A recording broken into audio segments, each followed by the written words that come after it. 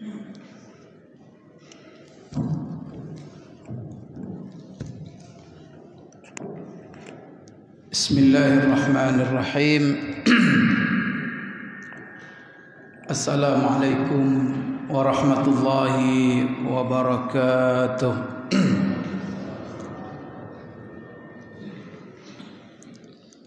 Alhamdulillahi rabbil alamin.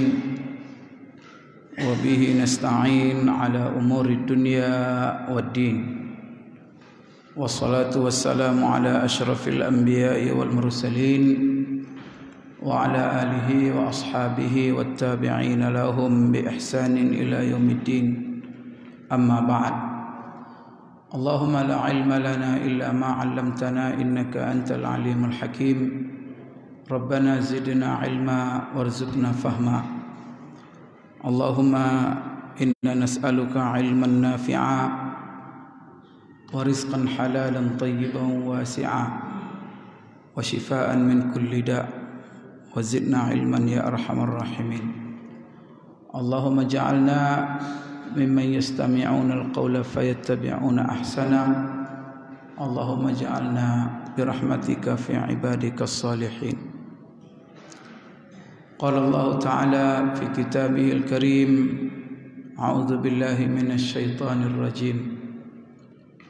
Ya ayyuhalladzina amanu irka'u wasjudu wa'budu rabbakum waf'alul khaira la'allakum tuflihun. Wajahidu fillahi haqqa jihadi huwa jtabakum wa ma ja'ala 'alaikum fid dini min haraj millata abikum Ibrahim huwa sammakum al-muslimina min qablu wa fi hadha. Sadaqallahul azim.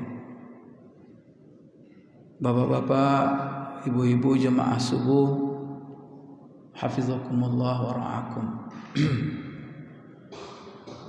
Syukur yang sedalam-dalamnya kepada Allah Subhanahu wa taala. Puji yang sebanyak-banyaknya dan tanpa ada batasnya kita hadapkan kepada Allah yang telah memberikan kepada kita segala-galanya, menciptakan kita dari tidak ada menjadi ada. Setelah kita diadakannya, tidak dibiarkan kita begitu saja, dilengkapi kita dengan seluruh perangkat-perangkat yang kita butuhkan untuk hidup, baik yang ada di anggota badan kita, mulai dari ujung rambut sampai kepada ujung kuku kaki kita. Allah Subhanahu wa taala mengingatkan kepada kita, pertama, Dia yang menciptakan kita dari tidak ada menjadi ada daripada apa yang Allah ciptakan kita. Maka Allah katakan, falyanzuril insanu mimma khuliq. Hai manusia, lihat dari apa kamu diciptakan. Berarti dari tidak ada menjadi ada, diciptakan dari setetes mani. Khuliqa mimma indafiqa yakhruju min bainis sulbi wat tara'ib. Kemudian setelah itu Allah berikan kepada kita seluruh nikmat yang kita butuhkan dalam diri kita, yang Allah sebut tiga paling banyak. Pertama, pendengaran, penglihatan, akal pikiran, sebagaimana dalam surah Sajdah, wa ja'ala lakumus sam'a wal absara wal af'idah qalilan ma tashkurun. Dia berikan, anugerahkan kepada kamu pendengaran, penglihatan, hati dan pikiran, tetapi sedikit sekali kamu yang pandai bersyukur. Mudah-mudahan dalam masjid ini termasuk orang-orang yang pandai bersyukur semua. Amin ya rabbal alamin. Jangan sampai kita termasuk orang yang dicela oleh Allah. Sudah diberikan nikmat tapi tak pandai mensyukurinya.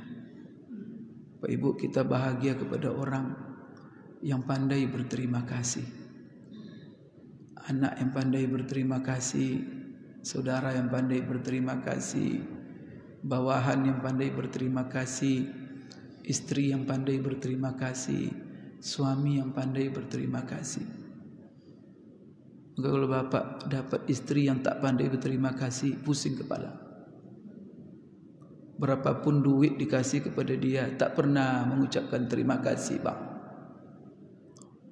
Tapi terlambat sedikit, heboh dunia. Kamu pusing itu. Itu juga ibu kalau dapat suami tak pandai terima kasih, capek-capek masak, capek-capek bekerja di rumah demi supaya dia nyaman pulang. Tapi pulang-pulang terus marah-marah. Gimana bu? Pusing ibu. La ilaha illallah. Maka jadilah hamba yang pandai berterima kasih. Punya anak yang tidak pandai terima kasih, inna lillahi wa inna ilaihi raji'un. Pusing sekeliling bapak menghadapi anak yang tak pandai terima kasih. Itulah sebabnya Allah katakan inti kehidupan ini berterima kasih. Maka Allah berfirman, inna hadainahu sabila imma syakira wa imma kafura. Kami berikan kepada manusia semuanya dan kami beri petunjuk mereka, hidayah. Maka mereka hidup hanya dengan dua pilihan. Orang yang hidup dengan syakur, pandai berterima kasih. Tapi ada orang yang hidup dalam kondisi kufur, yang tidak pandai berterima kasih. Bapak Ibu sekalian, Allah berikan kepada kita semuanya. Kemudian itu sami'an basira, tiga hal ini. Maka kalau tiga hal ini tertutup dalam diri kita berbahaya. Maka akan menjadi orang khatamallahu ala qulubihim wa ala sam'ihim wa ala absarihim ghishawa. Ujungnya walahum azabun azim.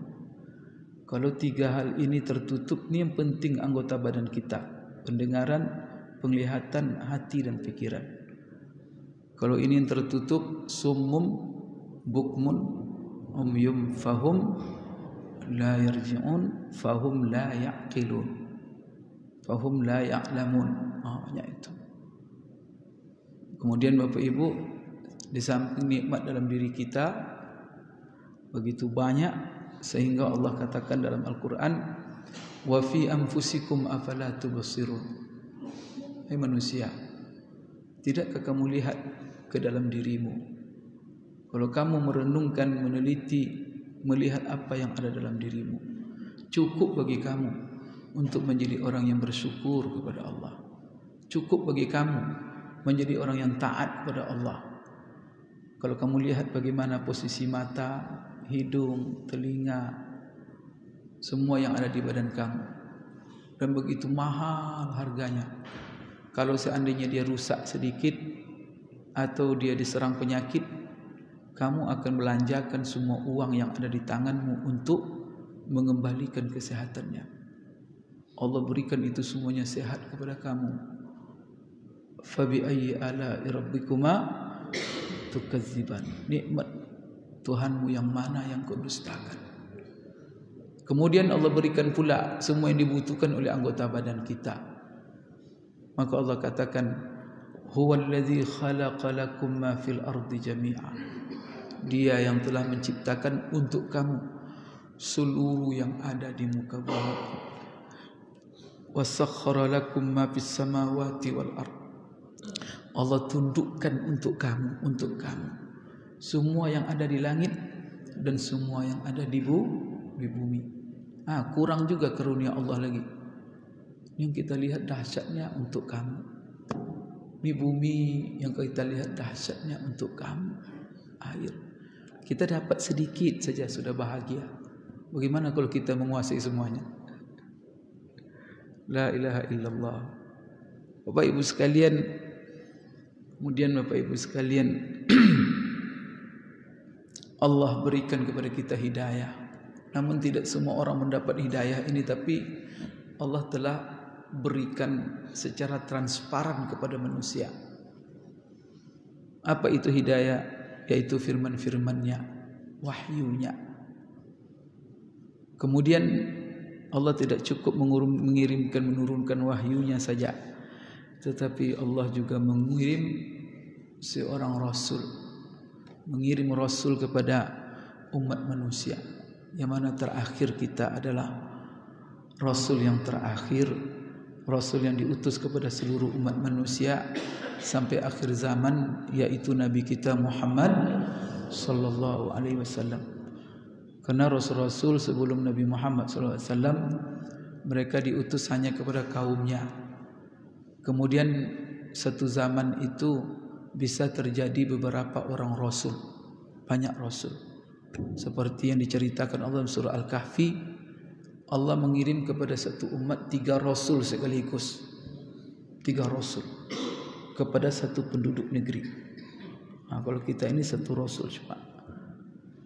Dalam surah Yasin, wadrib lahum masalan ashabal qaryati iz ja'ahal mursalun iz arsalna ilaihim isnaini fakazzabuhuma fa'azzazna bisalisim faqalu inna ilaikum mursalun qalu ma antum illa basharun misluna wa ma anzala ar-rahmanu min syai'in in antum illa takdzibun qalu rabbuna ya'lamu inna ilaikum lamursalun wa ma 'alaina illa al-balaghul mubin. Allahu akbar.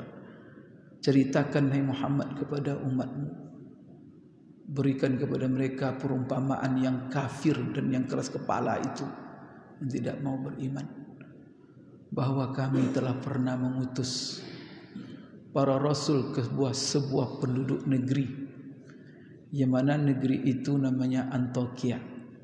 Antioquia itu letaknya sekarang di perbatasan antara Turki dan Suria. Kalau dari kota Damaskus jaraknya lebih kurang 450 kilo, tapi kalau dari kota Istanbul itu jaraknya sekitar 1100 kilo. Tapi ini wilayah ini sekarang di bawah negara Turki. Allah ceritakan itu tentang penduduk negeri ini, karena negerinya cantik sekali, subur, dan penduduknya tidak beriman kepada Allah, penyembah berhala. Jadi Allah ceritakan penduduk negeri itu bahwa kami kirimkan kepada mereka, idz arsalna ilaihim isnaini, kami kirim kepada penduduk negeri Antioquia itu 2 orang rasul. Lalu 2 orang rasul ini fakazzabuhuma, lalu mereka serang, mereka dustakan, mereka ingkari risalahnya, kemudian mereka caci maki. Setelah itu mereka serang, mereka sakiti secara biologis dan fisikis. Kalau secara fisikis dicaci maki, dihina dengan kata-kata. Kalau secara biologis disakiti sampai mereka ditangkap, diikat. Coba 2 orang dikirim, dan dikirim mereka karena Rasul dengan mukjizat. Ditangkap, disiksa itu. Kemudian apa lagi? Fa'azzazna bisalisin, kami tambah lagi 1 orang menjadi 3. Lalu mereka semua mengatakan kami ini Rasul. Di satu negeri bisa 3 sekali. Maka akhir ceritanya waja'a min aqsal madinati rajulun yas'a, ditambah lagi ada seorang penduduk negeri itu. Jadi Bapak Ibu, 3 orang Rasul diutus, yang beriman cuma 1 orang. Jadi kalau para Nabi itu ada yang tidak ada pengikutnya sama sekali, kata Rasulullah. Jadi besok Nabi-Nabi itu pada hari kiamat mereka dikumpulkan bersama umat-umat itu kepada Nabi mereka. Maka ada Nabi dia sendiri pengikut, tidak ada. Kalau ibarat berbaris tu Pak, ada komandan barisnya. Yang satu banyak pengikutnya, yang satu tak ada. Maka umat yang paling banyak, Nabi paling banyak pengikutnya adalah umat Nabi Muhammad sallallahu alaihi wasallam. Ada nabi Pak, tak seorang pun di belakangnya. Itulah dahsyatnya manusia, keras kepalanya manusia. La ilaha illallah. Ini coba 3 orang Rasul, pengikutnya cuma satu orang, dan itu juga dari ujung kampung. Maka di situ wajah min aqsal madinati rajulun yas'a qala yakum ittabi'ul mursalin ittabi'u man la yas'alukum ajran wa hum muhtadun wa ma liya la a'budu alladhi fatarani wa ilaihi turja'un. Itu kisah luar biasa itu kisah bagaimana Allah mengirim Rasul. Ada orang jadi orang beriman ini datang dari penduduk dari ujung negeri. Karena Rasul itu dari ujung kampung mereka berjalan berdakwah nyantol satu orang. Itu mereka langsung ke kota, tengah kota. Orang kota ini kan agak sombong-sombong. Maka mereka tak mau beriman dan mereka sampai 3 orang Rasul itu diikat dan bahkan pengen dibunuh. Di penjara, diikat, ingin dibunuh. Akhirnya dengar oleh yang beriman di ujung kota tadi. Maka dia bersegera berlari ke tengah kota untuk membela 3 orang Rasul yang ditangkap itu, yang pengen dibunuh. Ini kenapa Allah ceritakan ini? Supaya jadi pelajaran bagi kita bahwa umat pengikut-pengikut para nabi itu harus menjadi pembela para Rasul. Maka tak boleh kita diam saja. Para nabi dianiaya, dizalimi, itu diam aja kita. Maka untuk membela agama ini yas'a. Untuk perintah-perintah Allah yas'a, berlari. Tak boleh pelan-pelan. Tapi kalau seandainya cari rezeki, cari uang, famshu, jalanlah kamu. Coba kalau kita lihat, kalau untuk perintah Allah dalam Quran itu rata-rata berlari kamu. Tapi kalau untuk cari dunia, kata Allah famshu fi manakibiha wa kulu min rizqi. Disuruh berjalan pelan saja. Tapi kalau untuk agama fas'au, seperti banyak Jumat. Ya ayyuhalladzina amanu idza nudiya lis-salati min yaumil jum'ah fas'au. Fas'au itu artinya apa? Berlari kamu. Kalau Allah perintahkan. Maka ini laki-laki di ujung kampung mendengar Rasul dari ujung kampung datang ke tengah kota. Dari ujung kampung bagaimana itu susahnya? Karena dia dengar berita para Rasul itu akan dibunuh. Datang dia membela. Ini Allah ceritakan apa? Itulah sifat orang beriman. Kalau sudah menjadi pengikut Nabi, salah satu konsekuensi kita harus kita bela. Tak boleh kita diam. Maka itulah kata Buya Hamka, umat Islam kalau dihina agamanya, dilecehkan agamanya, Quran, kemudian dilecehkan ulamanya, semuanya, kemudian tak tergerak hatinya untuk membela sedikit pun, diam aja mereka. Ini menunjukkan Bapak Ibu apa kata Buya Hamka, orang seperti ini kain kapan lebih bagus untuknya daripada hidup dunia. Anggap pakai aja kain kapan masuk dalam tanah itu. Itulah. Jadi surah Yasin itu salah satu maknanya memotivasi kita bagaimana membela agama, membela para Rasul. Bapak Ibu sekalian, saya ini di sini bahwa para Rasul itu ada yang diutus 3 orang langsung ke satu kampung. Tapi 3 orang itu mengalami Bapak Ibu sekalian penghinaan daripada para umatnya.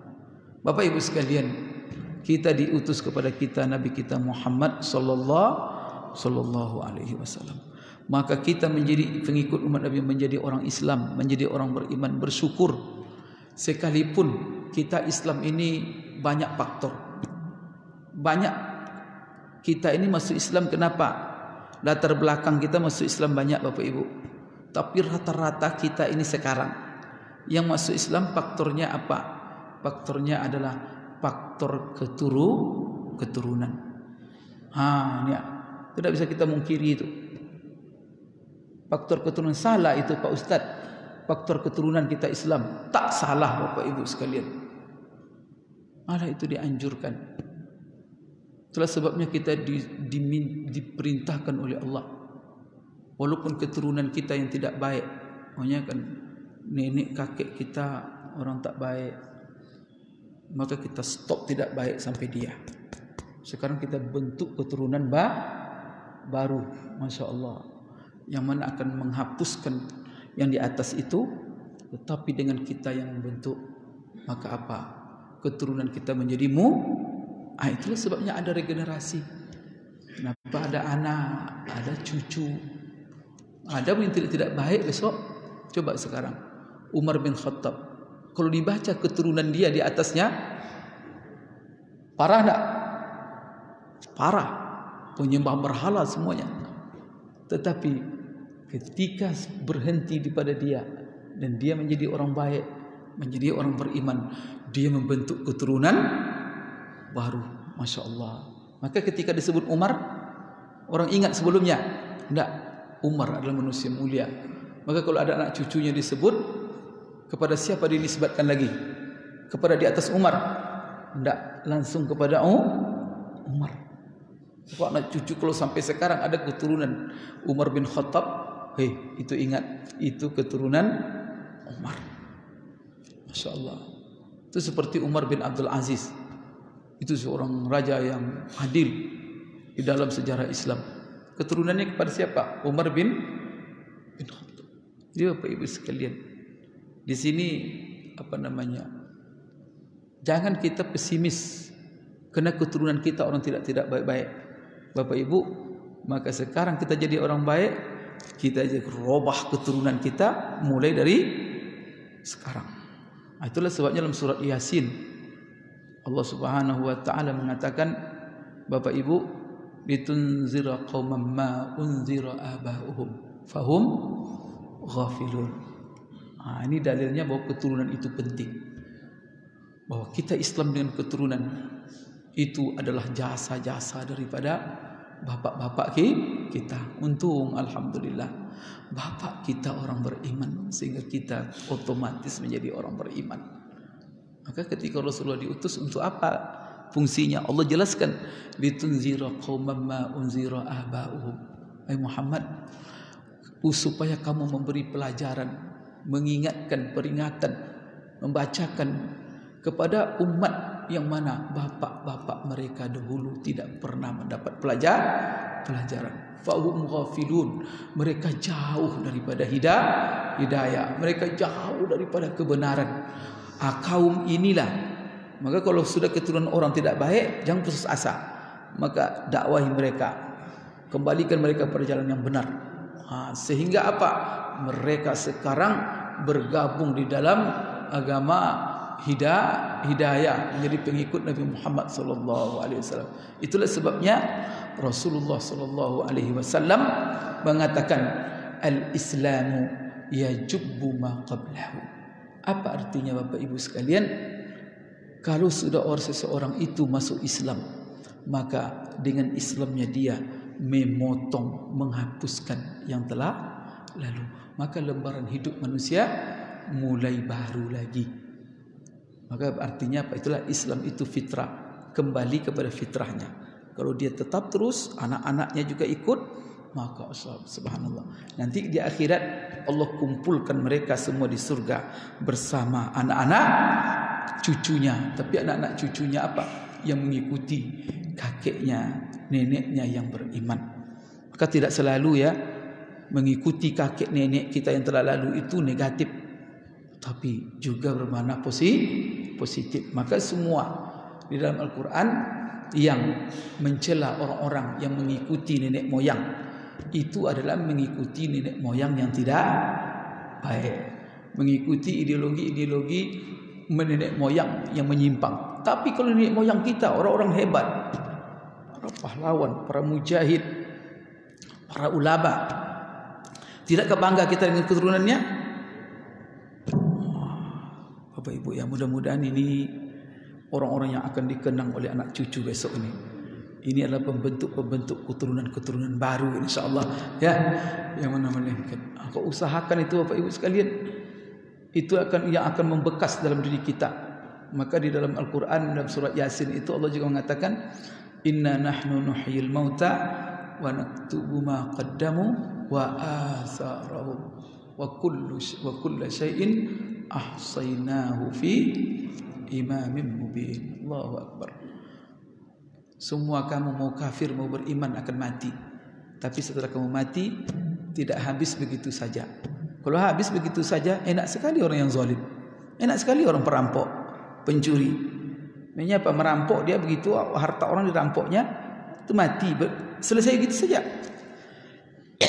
Dan tak mendapat sanksi. Tidak. Wa naktubu ma qaddamu. Kami tulis semuanya. Wa atharahum. Dan bekas-bekas yang mereka tinggalkan, itu semuanya mengalir kepada mereka. Kalau pengaruh dan bekas yang mereka tinggalkan baik, maka akan mengalir pahala kepada mereka.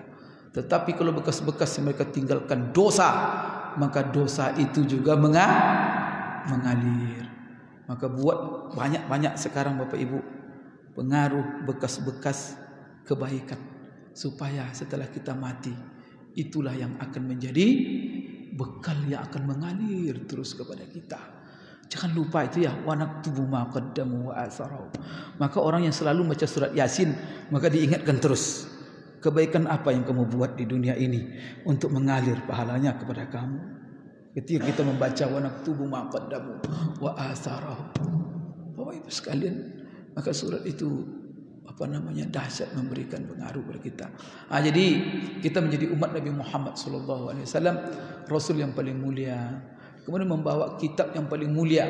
Saking mulianya kitab ini Bapak Ibu, Allah bersumpah dalam Al-Quran. Maka dalam surat Yasin wal Qur'anil Hakim, demi Al-Quran yang isinya penuh dengan kebijaksanaan dan keadilan dan kebaikan. Isinya ini kebaikan, kebijaksanaan, kemudian kasih sayang, kemudian Bapak Ibu keadilan.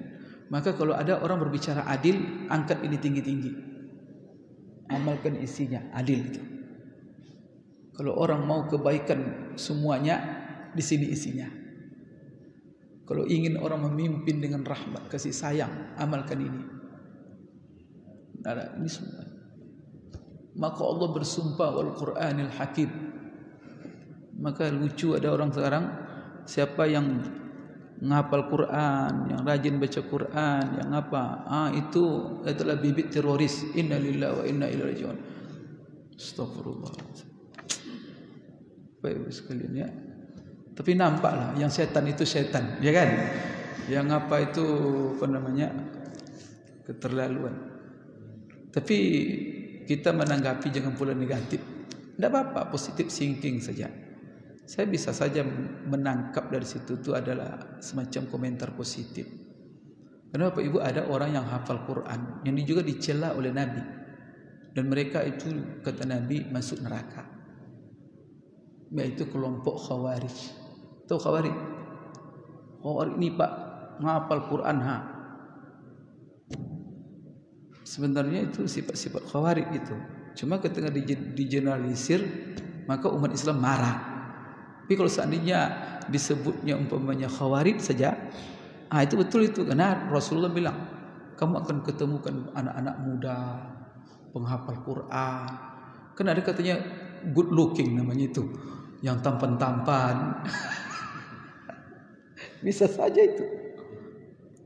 Dan itu memang diceritakan Rasulullah dalam hadisnya, yang mana mereka itu penghafal Quran, tapi Quran tidak sampai kecuali ketenggorokan ke hati, itu tidak sampai, cuma sampai sini ya.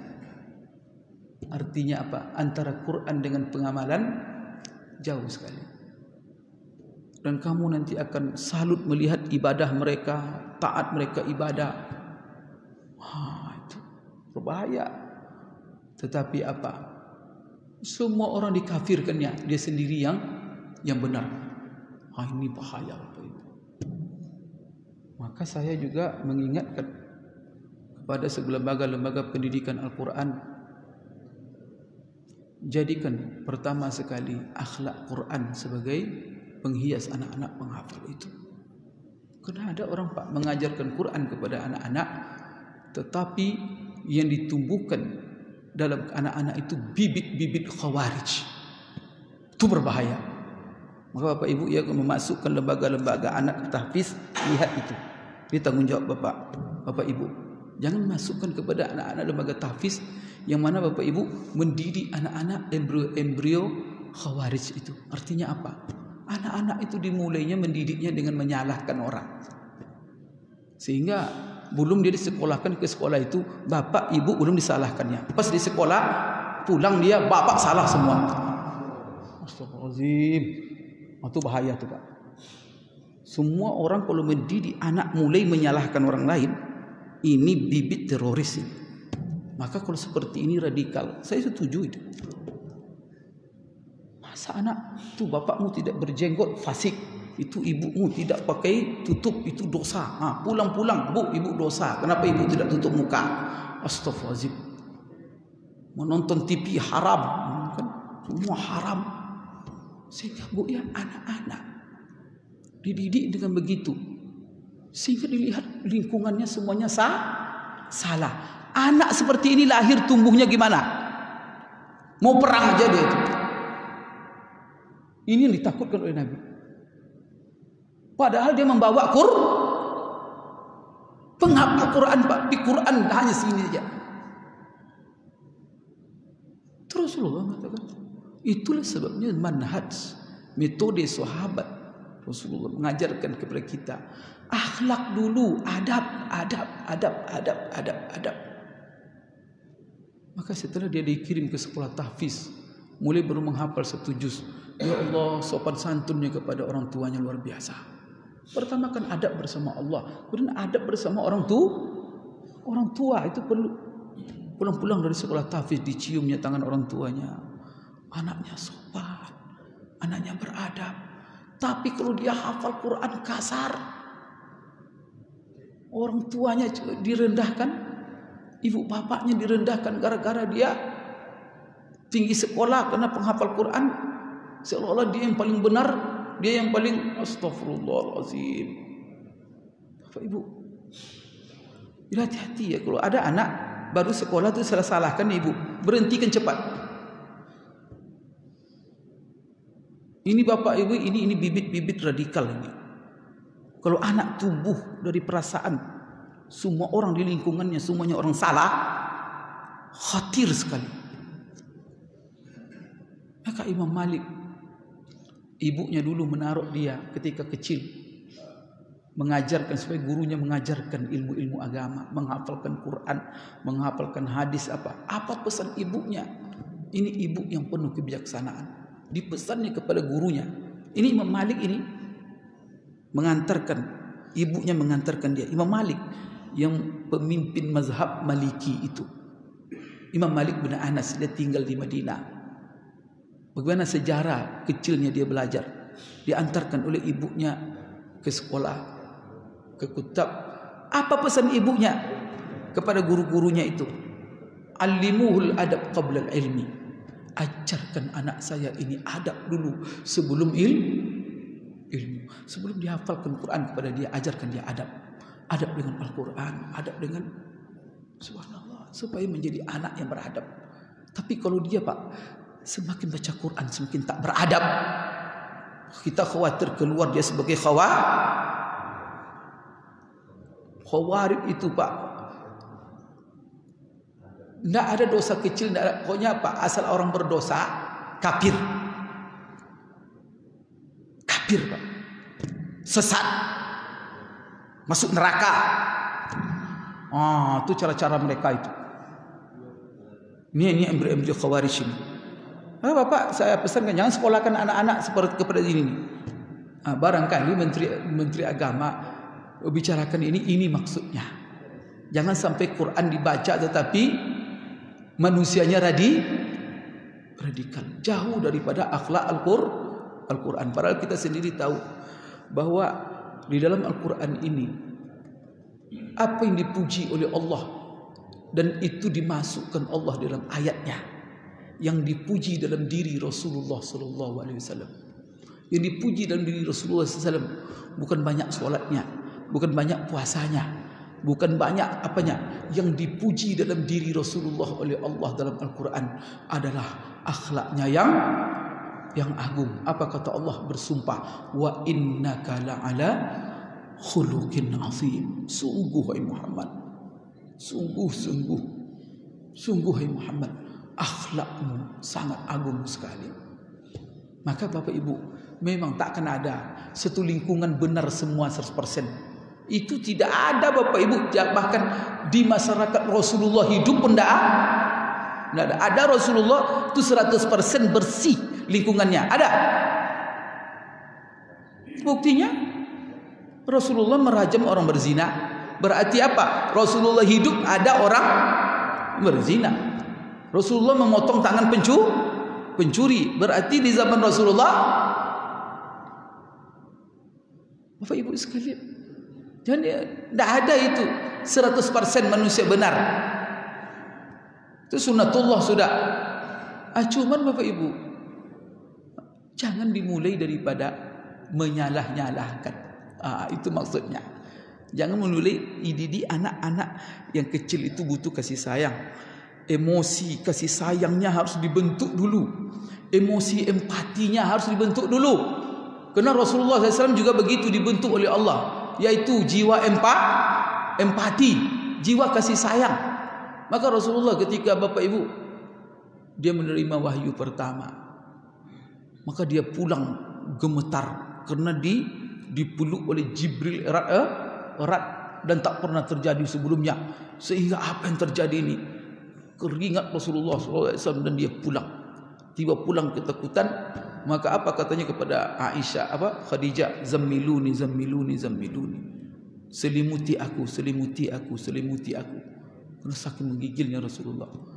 Rasulullah ceritakan apa yang terjadi. Apa kata Khadijah? Ini dasar pendidikan. Ya Rasulullah, tak mungkin Allah menyia-nyiakanmu. Bagaimana Allah menyia-nyiakanmu? Kamu adalah seorang yang penyayang. Sebab penyayang, orang yang pengasih. Kamu orang yang lucu. Kamu suka memberi. Kamu suka Allahu Akbar, akhlak yang disebut semua. Jadi dari kecilnya itulah Rasulullah. Bukan dimulai daripada apa? Sikap-sikap. Ini bid'ah, ini sesat, ini fasik, ini astagfirullahaladzim. Apalagi Pak, masalah-masalah yang disalah-salahkan itu masalah-masalah yang tak berhak kita menyalahkannya. Karena itu masalah khilaf. Karena masalah-masalah khilafiyah itu la inkara fi masailil ijtihad. Selama masalah-masalah itu masalah ijtihad, tak boleh ada saling menyalah. Apalagi anak-anak. Masalah jenggot ini masih khilaf. Ada yang mengatakan wajib dipelihara, ada yang mengatakan tidak itu langsung apa? Bapak kamu fasik karena mencukur itu aja kata anak tadi. Anak mau nih guru bapaknya karena bapaknya orang fasik. Astagfirullahalazim.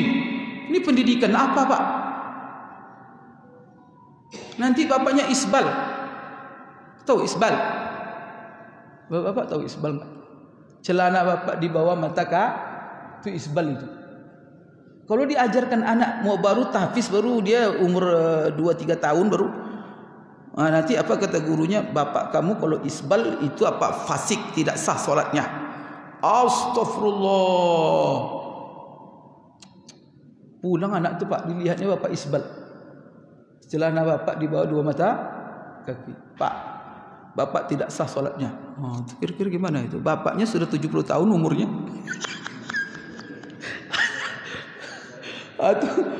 Kira-kira gimana pandangannya kepada bapaknya itu?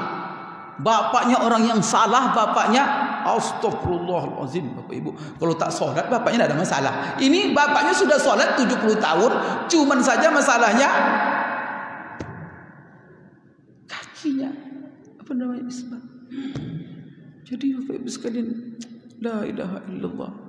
Maka di sini saya kadang-kadang kita tangkap ke situ, yang begini-begini itu memang salah tu Pak.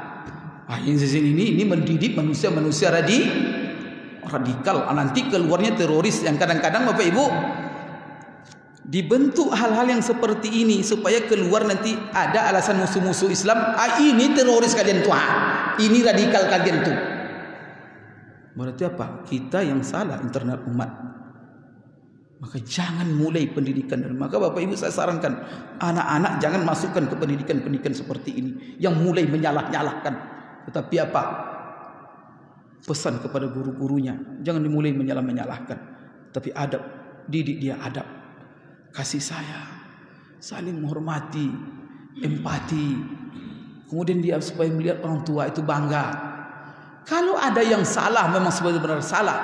Itu pun Bapak Ibu sekalian, jangankan seorang anak kepada orang tua, Rasulullah sebagai Rasul disuruh oleh Allah kepada Abu Lahab, kepada Abu Jahal, orang-orang kafir Quraisy yang sudah keterlaluan itu.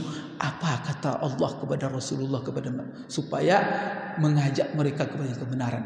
Tidak ada kasar, tidak ada nuding begini, tidak. Tetapi apa? Fabima rahmatin minallahi lintalahum walau kunta fazzan ghalizal qalbi lam faddu min hawlik. Hai Muhammad, gara-gara kamu bisa berlunak lembut kepada mereka, insyaallah itu adalah rahmat kasih sayang Allah. Lintalahum, kamu bisa lembut kepada mereka. Lintalahum, coba lembut kepada orang-orang kafir. Lintalahum walau kunta fazzan ghalizal qalbi, kalau kamu kasar, keras, berhamburan semua orang dari kamu. Allah mengatakan dalam Quran, menyarankan Nabi dalam dakwanya. Siapa yang didakwa oleh Nabi? Orang-orang kafir Quraisy, rata-rata kafir Arab, munafik. Apa kata Rasulullah? Kata Allah, pesan kepada Rasulullah, ud'u ila sabili rabbika bil hikmah wal mau'izatil hasanah wajadilhum billati hiya ahsan. Allahu Akbar. Jadi Bapak Ibu sekalian, mari ya, jangan berikan peluang orang menodai Islam gara-gara sikap kita. Maka tutup semua peluang itu Bapak Ibu. Orang menuduh kita radikal, orang menuduh kita teroris, tapi nampakkan sikap-sikap rahmatan lil alamin. InsyaAllah Bapak Ibu sekalian, tak punya pintu mereka. Tapi kalau ada embrio-embrio itu adalah sangat berbahaya, yang kita juga harus menjaga. Bapak Ibu sekalian, maka bersyukur kita Bapak Ibu sekalian menjadi umat Nabi Muhammad SAW. Al-Quran sebagai pedoman hidup kita. Jadi tidak cukup Allah menurunkan Al-Quran, tetapi mengutus seorang Rasul. Bapak Ibu, kita wajib syukuri bahwa kita menjadi pengikut Rasulullah, kita beriman dengan Al-Quran, dan kita menjadi orang-orang Islam dan orang-orang beriman. Bapak Ibu, Allah katakan dalam Al-Quran bahwa orang-orang beriman itu adalah orang-orang pilihan. Jadi orang-orang beriman di masjid kita Islam ni Pak, orang-orang pilihan. Ini wajah-wajah yang ada di salat subuh begini ni, wajah-wajah yang bercahaya. Ini orang-orang pilihan yang telah dipilih oleh Allah. Bapak Ibu sadar enggak? Baca Quran enggak? Orang beriman itu orang-orang pilihan. Apa kata Allah dalam Al-Quran? Wajahidu fillahi haqqa jihadi huwa jtabakum wa ma ja'ala 'alaikum fid dini min haraj millata abikum Ibrahim huwa sammakumul muslimina min qablu wa fi hadha. Berjuanglah kamu menegakkan agama Allah dengan sebenar-benar perjuangan. Di sebagaimana kita Bapak Ibu disuruh melaksanakan agama ini dengan sebenar-benar takwa. Apa kata Allah? Ya ayyuhalladzina amanu ittaqullaha haqqa tuqatih. Dan di sini apa? Tidak hanya sekedar kita mengamalkan bertakwa sebenar-benar takwa, karena takwa itu mengamalkan agama. Tapi Bapak Ibu, kita disuruh juga memperjuangkan agama ini. Maka apa kata Allah? Wajahidu fillahi haqqa jihadi. Berjihadlah kamu, berjuanglah kamu menegakkan agama di jalan Allah dengan benar-benar perjuangan. Huwa jtabakum. Dialah Allah yang telah memilih kamu untuk menjadi orang-orang beriman. Allah yang telah memilih kamu menjadi orang Islam. Berarti apa? Allah pilih kita Bapak Ibu karena Allah melihat bahwa kita pantas untuk menjalankan, memegang amanah ini, bahwa kita pantas untuk memperjuangkan agama ini, bahwa kita pantas untuk membela agama ini. Maka kalau kita diam saja, agama dihina, agama direndahkan, dan kita tidak jalankan agama ini, maka Bapak Ibu kita khawatir akan dimusnahkan kita oleh Allah. Kamu tidak pantas rupanya, dimusnahkan kita oleh Allah, dan Allah ganti dengan generasi baru yang lebih pantas untuk memikul amanah ini daripada kita. Di dalam Al-Quran juga Allah katakan dalam ayat lain, summa awrasnal kitaba alladzi istafaina min ibadina. Apa artinya? Kemudian Al-Quran ini kami warisi. Ini Al-Quran ini kami wariskan kepada siapa? Bukan kepada orang-orang yang kafir, enggak. Orang-orang munafik, tidak. Maka apa kata Allah? Alladzina istafaina min ibadina. Allahu Akbar. Kami warisi Al-Quran itu kepada orang-orang yang telah kami pilih daripada hamba-hamba kami. Oleh karena itu Bapak Ibu, mari kita galakkan Al-Quran ini supaya kita masuk dalam firman Allah ini, bahwa kita pewaris Al-Quran. Rasulullah SAW menyampaikan kepada kita, mencontohkan, kemudian siapa nanti juga yang mengamalkan, yang juga mengamalkan Al-Quran ini adalah summa awrasnal kitaba alladzi istafaina min ibadina. Bapak Ibu sekalian, mudah-mudahan kita ini masuk orang-orang yang pewaris. Oleh karena itu Bapak Ibu, terakhir, nah waktu juga Bapak Ibu sekalian, apa kewajiban kita sebagai hamba Allah yang telah Allah pilih sebagai umat Nabi Muhammad SAW, yang Allah pilih sebagai orang-orang pewaris Al-Quran. Maka jangan mau dituduh-tuduh Bapak Ibu sekalian ya, bahwa apa jangan ada usaha-usaha orang menjauhkan kita dari Al-Quran. Tidak, Bapak Ibu sekalian, kita harus selalu mendekat dengan Al-Quran, selalu bersama Al-Quran, selalu membaca Al-Quran, menghafal Al-Quran. Tapi ingat, inti daripada Al-Quran itu adalah untuk diamalkan, bukan hanya untuk dihafal. Maka sedih kita kalau ada penghafal Quran tapi pembohong. Sedih kita Bapak Ibu kalau ada penghafal Quran tapi pengkhianat. Sedih kita Bapak Ibu sekalian, dia penghafal Quran akhlaknya kasar. Sedih kita Bapak Ibu melihat orang penghafal Quran tak pandai senyum.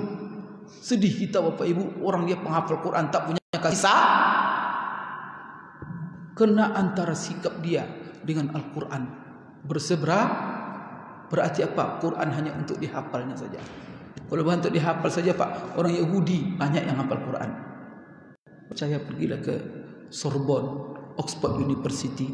Itu dosen-dosen Yahudi yang mengajarkan Quran. Hafal dia Quran. Snok Agronye, siapa itu? Hafal Quran. Ya, hafal Quran bukan hafalnya yang menjadi tujuan. Hafal itu menjadi sarana. Sarana untuk apa? Lebih dekat untuk mengamal. Karena dengan hafal dia bersama kita. Tapi bukan hafal menjadi tujuan. Maka itu sekolah-sekolah tahfiz harus itu meletakkan dan harus mengingatkan selalu kepada anak-anaknya tentang visi menghafal Quran. Visi menghafal Quran bukan untuk hafalan itu sendiri, tetapi visi menghafal Quran adalah untuk diamalkan sehari, menjadi panduan kita. Maka dia harus tekankan. Maka saya kalau tahfiz bilang tekankan kepada anak-anak akhlak Quran. Jadi hafal satu juz, bacakan satu tentang akhlak Al-Quran untuk diamalkan. Nah, dilihat anak-anak sudah mengamalkan atau belum, nanti dihafalkan begitu. Maka dulu sahabat-sahabat begitu, ketika mereka belajar Quran kepada Rasulullah, seperti diceritakan Abdullah bin Mas'ud, bahwa mereka hanya belajar 10 ayat 10 ayat. 10 ayat dulu Pak, tidak 1 juz 2 juz. Sekarang kita bangga anak-anak hafal 3 bulan, tak ada masalah, bagus. Tapi jangan lupa setelah hafal maka diulang kembali untuk diajarkan 10 ayat. Apa kata Ibnu Mas'ud? Maka kami hafal ayat-ayat itu. Setelah itu kami memahami maknanya, mentadabburinya, kemudian kami amalkan sehari-hari. Setelah dibacakan, setelah itu dihafal, dipahami, ditadabburi, diamalkan, baru pindah kepada 10 ayat berikutnya. Ada sekolah tahfiz sekarang begini enggak?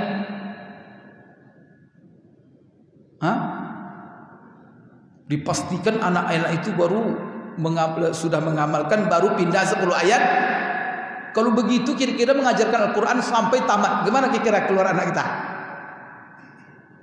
Masya Allah. Berbicara tentang menyapa, dihafalkan kepada dia apa namanya? Wa qadha rabbuka alla ta'budu illa iyyahu wa bil walidaini ihsana. Imma yablughanna indakal kibara ahaduhuma aw kilahuma fala taqul lahumu uffin wa la tanharhuma wa qul lahumu qawlan karima. Masyaallah. Allah perintahkan kepada kamu supaya tidak beribadah kecuali kepada Allah dan berbakti kepada dua orang tua. Dipraktekkan. Contoh kebaktian anak-anak. Kalau orang-orang tuamu sudah tua, imma yablughanna indakal kibara ahaduhuma. Kalau mereka sudah tua, orang tua kamu itu, jangan sekali-kali kamu mengatakan kepadanya, dan jangan kamu sampai menghardik dia. Wa qul lahumu qawlan karima. Katakan kepadanya perkataan yang sangat mulia. Masya Allah.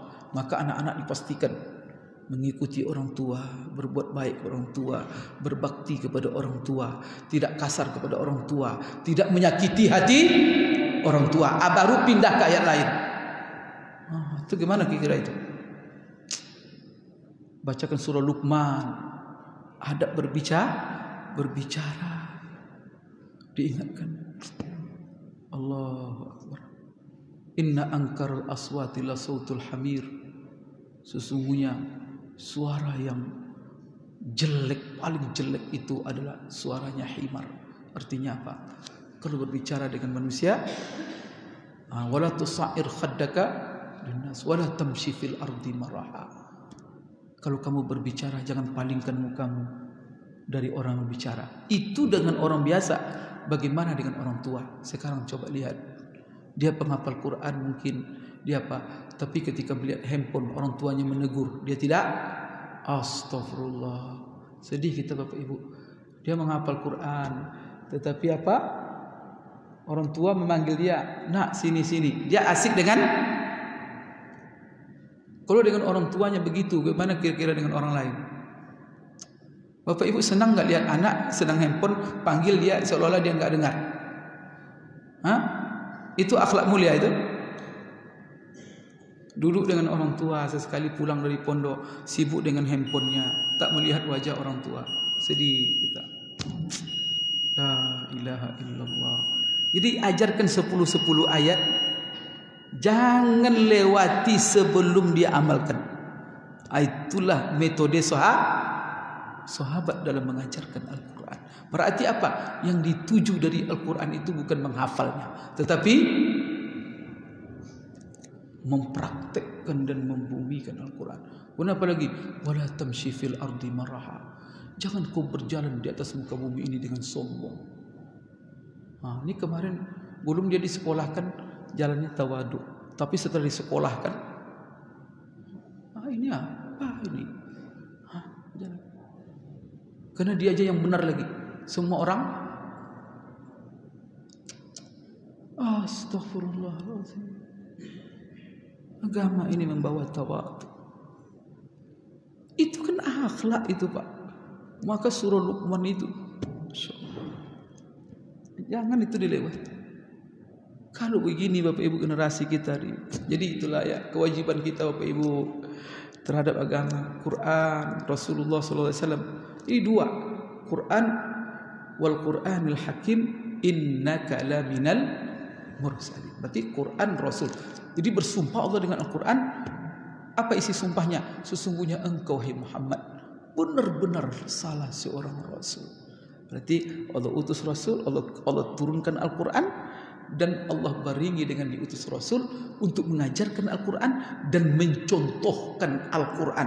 Sehingga apa? Kehidupan Rasul mulai dari lahir sampai Quran mulai diturunkan sudah mempraktekkan isi Al-Quran. Beliau terkenal jujur dan amanah, sehingga dia digelar dengan As-Sadiqul Amin, orang yang jujur lagi amanah. Dalam Al-Quran ada ayat, ya ayyuhalladzina amanu ittaqullah wa kunu ma'as sadiqin. Hai orang-orang beriman, bertakwa kamu kepada Allah dan selalulah kamu bersama orang-orang yang jujur. Ya ayyuhalladzina amanu taqullaha wa qulu qawlan sadida. Orang-orang beriman takwa kepada Allah dan ucapkan ucapan yang jujur dan yang benar. Rasulullah sudah ada dari kecilnya itu. Al-Quran turun, memang dalam diri Rasulullah terdapat itu semua.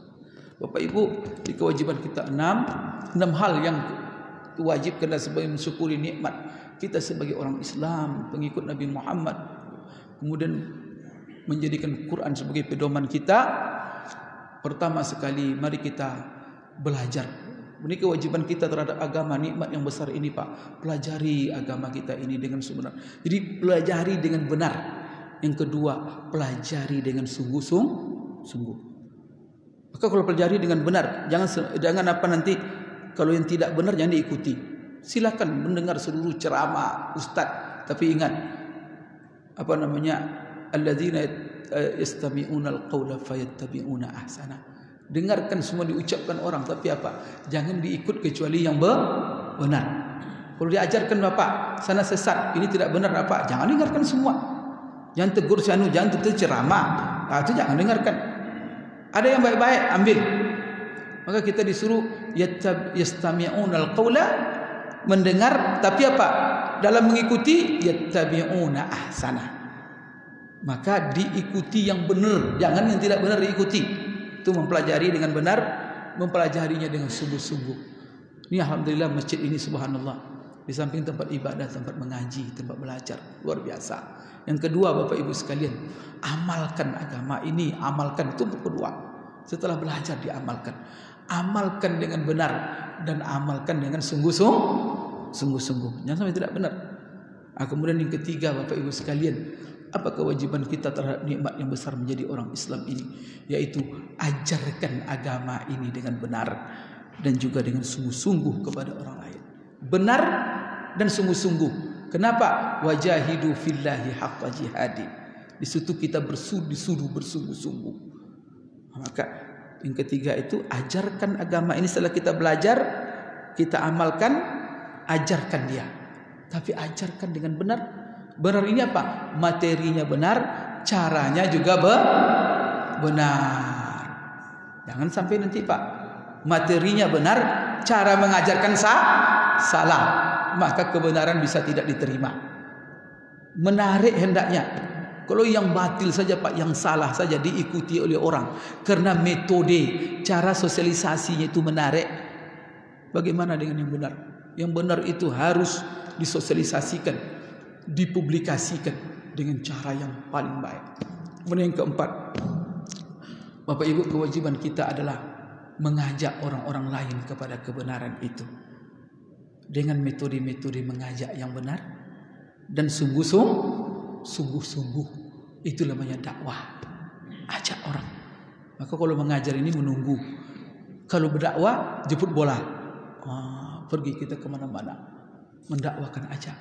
Ayo kepada Al-Quran. Al-Quran dahsyat. Ayo mengaji. Ayo. Ajak. Kalau tidak bisa datang pakai media sosial, lewat WA, lewat Facebook, maka kita manfaatkan untuk dakwah, mengajak orang kepada kebenaran. Yang kelima Bapak Ibu sekalian, mari kita menjaga agama ini. Kita jaga daripada orang-orang yang menodainya. Kita jaga daripada orang-orang yang merendahkannya. Kita jaga agama ini daripada orang-orang yang melecehkannya. Dan kita bela agama ini. Dan Bapak Ibu sekalian, kita rela berkorban apa saja demi untuk agama ini. Itu kewajiban kelima. Harta, nyawa pun, waktu kita korbankan untuk agama ini. Yang terakhir Bapak Ibu sekalian, ini sangat penting sekali, adalah bersinergi dalam menjalankan, menegakkan agama. Sama-sama.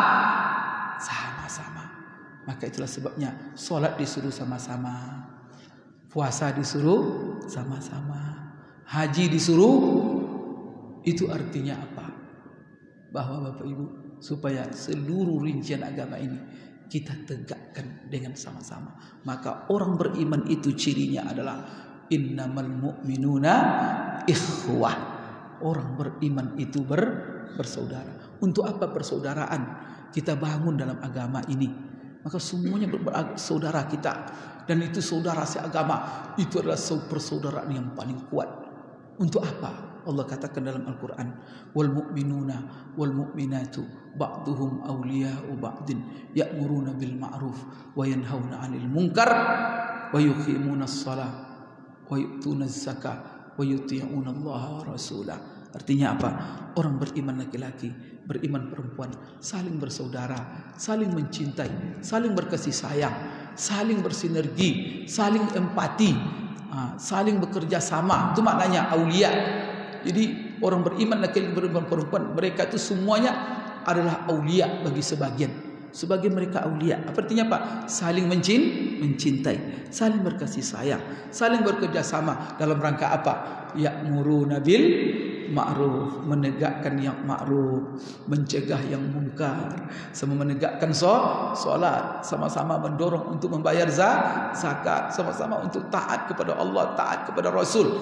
Kalau begini kehidupan orang beriman laki-laki, beriman perempuan, bukan gontok-gontokan, bukan sesat menyesatkan, bukan tuding menuding, bukan salah menyalahkan, bukan itu orang beriman laki-laki, beriman perempuan, tapi saling bersinergi, Bapak Ibu. Kemudian apa kata Allah? Kalau terwujud masyarakat Islam seperti ini, ulaika sayarhamuhumullah, maka mereka-mereka itulah yang akan disayangi oleh Allah, yang akan dicurahkan oleh Allah rahmatnya kepada mereka. Mudah-mudahan Bapak Ibu sekalian, yang saya sampaikan pagi ini ada manfaatnya bagi diri saya sendiri dan juga bagi Bapak Ibu sekalian yang mendengar. Saya mohon maaf atas kekurangan. Terima kasih atas segala perhatian. Aqulu qouli hadza wa astaghfirullah li wa lakum. Subhanakallahumma rabbana wa bihamdik asyhadu an la ilaha illa anta astaghfiruka wa atubu ilaik. Wabillahi taufiq wal hidayah. Assalamualaikum warahmatullahi wabarakatuh.